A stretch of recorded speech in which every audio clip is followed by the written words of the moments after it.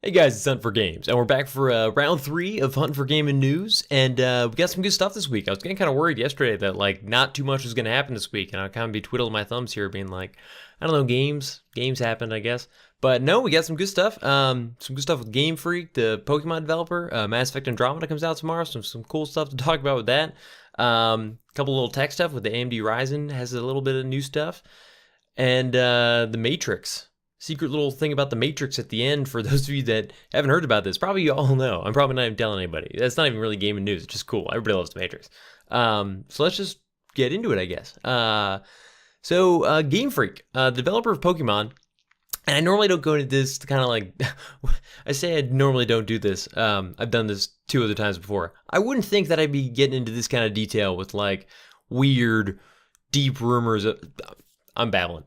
Gamefreak has put out multiple hiring ads for jobs related to developing a new game that they describe as a well-known global RPG for a console. As far as I know, Gamefreak only makes like Pokemon. Like, what else could it be? They might make other stuff, but Pokemon, global RPG. How many global known RPGs are there that are made by Gamefreak? It's Pokemon. On a console. So would that be the Switch? Probably. They're not going to do it for like the PS4. So this could be an indication, a very early indication that Game Freak is working on a console Pokemon game, which is awesome. That would be amazing. We haven't had a serious console Pokemon game since, I don't know, does Pokemon Stadium count? The Wii U, the fighting one, I don't really count. I want like a story-based. We've never really had one. I'm excited. It could be really awesome. Let me know in the comments if you think this is just reaching. A lot of this stuff ends up being kind of true. I always read this stuff and I'm like, I don't know, that doesn't really make any sense. But I remember when they announced that Blizzard was trying to hire somebody for like a console-based thing, and everyone's like, it's Diablo 3 on consoles. And we're like, no, it's not. They're not doing that. And Diablo 3 came out on consoles. Anyways, so I think it would be awesome. I'd be interested to see if it was a new Pokemon game or if they're just going to bring Sun and Moon to the Switch, which is cool too. They had that whole thing a few months ago. Not a few months ago. I guess it was. When Sun and Moon came out, everyone realized that the like intensity of the detail in the Pokemon was way higher than it would need to be for the 3DS. Wondering if Nintendo was kind of like going a step ahead and making the Pokemon, everything look a little bit nicer, toning it back for the 3DS with the understanding that they probably were going to bring it to the Switch later. I don't know. It's all conjecture, but it's cool stuff. I would love to see a console Pokemon game, and I think it would really help sell the Switch. Not that it's struggling right now. Little newsflash. I don't remember if I said this last week, but the Switch is selling really well. Whether or not that's like just early sales from hype and Breath of the Wild, it is. It's totally that, because there's no other reason to buy one right now. Those are the 2 things. We've got the hype and Breath of the Wild, like 2 other games. But I'll be curious to see if that continues on through the end of the year. But I mean, their release window of having Super Mario at the end of the year, right before the holidays, is going to drive more Switch sales. It will. As silly as it seems, there are like 2 games coming out this year, one at the launch and another one, right before Christmas. They might do okay this year. So enough of that. Last week I babbled about Nintendo for like all week. But Game Freak, new jobs. Also, if you're looking for a job and you happen to be a developer that's familiar with consoles and RPGs, I guess go for it. That's cool. Let me know in the comments if you're doing that. That would be really sweet. I'd love to like talk to you about that. Anyways. Next, Mass Effect Andromeda. So it's releasing, I guess today by the time you're watching this. Tomorrow for me, but today for everybody watching this, which I've been waiting for forever. I love the Mass Effect series, and it doesn't seem like I do, because I take forever to finish these games. Mass Effect 1 was the only one that I played like straight through and didn't stop. Mass Effect 2, I got like halfway through and had to come back like years later and finish it, which I did. I did eventually finish it, but it took me forever. Mass Effect 3, I'm like a third of the way through. I've been trying to sneak it in here and there to get ready for Andromeda, but it looks like I might be able to wait a little bit because there's a lot going on with Andromeda. Now, I'm sure Mass Effect fans watching this are totally familiar, but for those that aren't familiar with what's going on, there's been a lot of discussion about the facial animations. At first, BioWare responded saying like, oh, it's a glitch, it'll be fixed with some of the introductory footage they showed of the game. Some of the faces were like, I stole your gun. And it just didn't look like it didn't look like a 2017 game where you're like, I don't know if I can really believe what I'm looking at, that there's any emotion there. Like, but they said it was going to go away. And then as people got more and more access, EA Early Access got a lot of people playing like already. Turns out this is kind of widespread throughout the game, but it's inconsistent. Like half the game will look ridiculously bad and the other half will like look all right. So BioWare has responded, if nothing else, because people have been like harassing. I haven't really looked at the details, but harassing some woman, some developer at BioWare who may or may not even really be related to the facial animations. Somehow she got like marketed as the head leader of the facial animations, and they're destroying her, which is terrible. But BioWare responded being like, stop it. But they know that people are upset about the animations, and they've kind of like half said like, we're looking at it. But there's mixed reviews about the animations. People either hate it, they think it's awful and it's just like unplayable. They think it's hilarious and like creating the best internet sensation since, I guess, I don't know, memes were invented. Because you get these hilarious little facial like... But seriously, or they're just kind of indifferent. But on top of that, some of the reviews are coming out, and they're not quite as high as I'd hope. They're doing pretty well. It's getting reviewed pretty well, but it's like a lot of mix. Like people aren't really sure how they feel about it. And I was kind of just hoping it would be like a knock it out of the park. Oh my God, it's amazing. How can you not play it kind of game? Not that we don't have enough of those right now, but I love the Mass Effect series. I was really excited to play that, you know, on a brand new, we've got a new console level tier set in the graphical line. So, I don't know, does anyone have it here? Let me know in the comments if you have it, if you buy it tomorrow, if you're playing it, what you think. Like I said, I love the Mass Effect games. Please don't spoil anything. I still haven't finished Mass Effect 3, but I'm curious to see how all that ties together. It seems like it's a whole new galaxy, so I don't even know if they have to tie it together. Anyways, let me know. But a lot of, not controversy, but it's not being as like perfectly received as I'd hoped. And the facial animations are all over the place with how people feel about that. So if you can send me your favorite little clips and whatever of these facial animations. I saw one where it was like an awkward flirting and it was just like, hi, you seem nice. Anyways, that was ridiculous. A little bit of tech stuff. So AMD Ryzen came out a couple weeks ago. Super excited because I love hardware, PC hardware and tech. There hasn't really been a good competition against Intel in years. And AMD Ryzen really seems like it could be that. So April 11th, they're releasing the Ryzen 5, I think is the nomenclature for this like batch. It's the like 4-core and 6-core versions of the Ryzen CPUs. A lot of them are same clock speeds as the 8-core versions that all have like, so everything's like hyper-threaded essentially. So the 4 cores have 8 threads like the i7, the 6 cores have 12 threads, and the higher end 8 cores all have 16 threads. Which is insane because that means that the lowest price one is the 4-core, lower clock speeds is 4 cores, 8 threads, like $160. Now, if that can in any way compete with an i7, I think the cheapest i7s are like $300. So that would be incredible. That really screw up the market.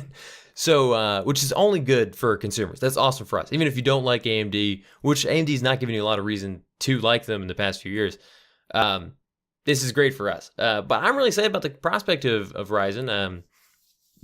AMDC, see, I still do that. I gotta stop that. I gotta work on that. AMD PCs in general have always been objectively kind of cheaper to upgrade because they, it's just one of the things that they push, that they have a platform that you can upgrade for longer windows before it becomes obsolete, whereas Intel kind of pushes you into new platforms a lot sooner because they can, and it makes them more money.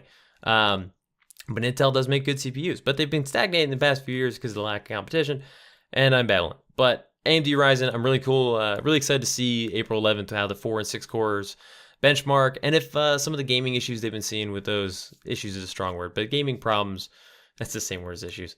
What happens with that in the next few weeks, if anything comes up, or if they're just gonna be kind of crappy. We'll see.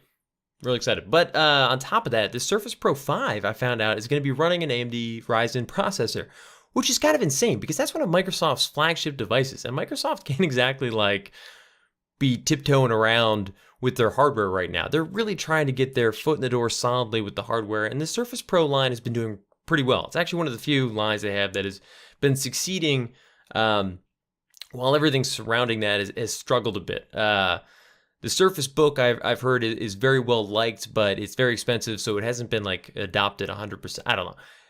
Microsoft needs, to put their best foot forward, and they're trusting the Ryzen CPU with their next flagship device, which I think is awesome. That's a great sign that they really have a lot of faith that this thing is a knockout in not only performance, but in like heat and power saving. That's great news. So I'm really excited to see as these CPUs kind of start getting everywhere, what people think of them. Let me know if you bought one and are building a computer with one. They just came out like a couple weeks ago, so I haven't seen too many.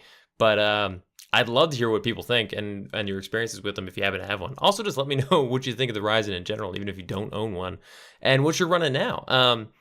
I've got a 4690K in here, which honestly has been fine. An i5, it's been great. But I'm doing the YouTube channel. I'm rendering more videos. I kind of wish I had a bit of a beefier CPU going on, but that's neither here nor there. Again, I've talked too much about the hardware. Last little tidbit from this week: The Matrix is getting a reboot. They've been very specific that it's not a remake, it's a reboot, which I have to assume means we're not telling the same story. This isn't Neo again. This is going to be some sort of similar premise. I don't know how deep that goes. Are we going to still have robots running a matrix that everyone's plugged into for electricity? Or is it going to be people are plugging people in for whatever reason? Oh, I forgot to turn off my phone. It beeped during the video. How unprofessional. Speaking of unprofessional, this place is a mess. Sorry. I still haven't cleaned it up from that snowstorm last week where we had to move everything out of the garage. It's still kind of messy. Sorry. Last little thing is the first day of spring today, which means that Rita's has been getting out free water ice. So we went to bring waffles and give them have you heard of a pop cup? It's literally, they give you a cup of custard, which I guess is slightly better than ice cream because it's like egg-based and eggs are okay for dogs. He lost his mind. Also, there was like 1,000 people there, so he was going insane. But it was fun, and we got some free water ice. But yeah, so it didn't feel very spring-like. There's still snow everywhere, but it's first day of spring, so happy spring, everybody. That's really awesome. Anyway, seriously, let me know in the comments what you think of this awesome news about Gamefreak and the new Pokemon game, maybe, probably. Mass Effect Andromeda, who has it, what you're thinking, if you're getting it, not getting it, why. Specifically the facial animations, have you seen any of these clips? Some of them are kind of hilarious. But I secretly hope it gets patched. For me, it does it drags me out. Oh my god, the phone! It drags me out of the realism. The immersion. I'd like to feel like I'm a part of the game, and when it's like, I'm like, oh, that's not real. You're talking about something serious, and I can't even take you seriously. But there are other concerns in some of the reviews talking about general story stuff that's been a little less than people have hoped, and I don't know, we'll see. But yeah, the AMD Rising stuff, or any other hardware, PC hardware, other hardware that you guys are looking into, tell me what you guys are buying. I've been kind of trying to save some money, so I haven't been buying a lot of stuff, and it's kind of killing me. So let me know what you guys are buying lately. What cool hardware and tech? I guess a lot of you might be getting the Switch like I did for my birthday. So let me know what you guys are thinking of that and how that's been going. And then the Matrix. Is it too soon to reboot the Matrix? I mean, I know it was like a little while ago, but I don't know. It feels like it just happened, but neat. I guess I'm excited to see more Matrix. I'm excited to see what they do with it. What do they suck though? I guess the second and third ones weren't that great, so whatever. Anyways, I've babbled on and on.